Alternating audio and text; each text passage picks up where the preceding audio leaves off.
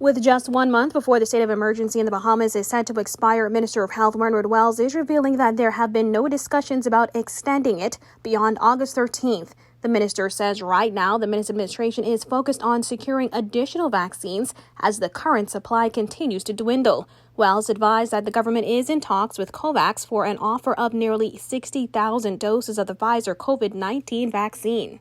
But as it relates to the state of emergency, Wells said this. Right now, there's no discussions about changing the fact that the emergency order ends on August 13th.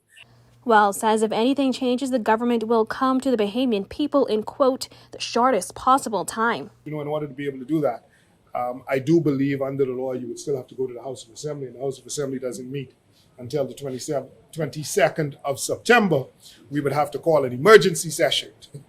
The Governor General would have to call the House of Assembly back into session to be able to do that. But as it stands now, we're moving forward as we would have intimated in the past, which is the emergency orders ends on the 13th of August. Government officials have repeatedly said the Bahamas' economic recovery is dependent on the willingness of Bahamians to get the COVID-19 vaccine. Wells says it is promising that more than 60,000 people have received at least one dose of the AstraZeneca vaccine.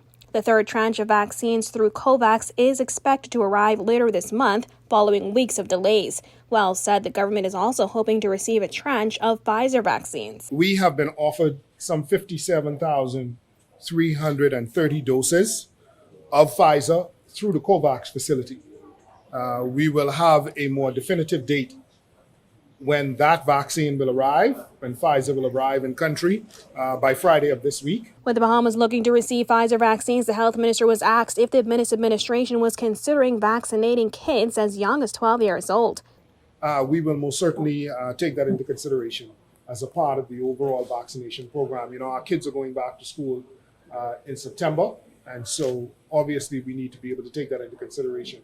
And so that is one of the reasons why we sought to source Pfizer, because Pfizer is the only EUL-approved vaccine for individuals under the age of 18.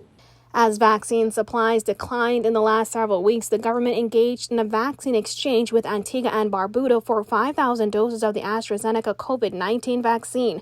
It is also in talks with St. Vincent for an additional 20,000 doses. Meantime, only 2 vaccination sites remain open, one in New Providence and the other in Grand Bahama. Reporting for Guardian News Network, I'm Jasmine Brown.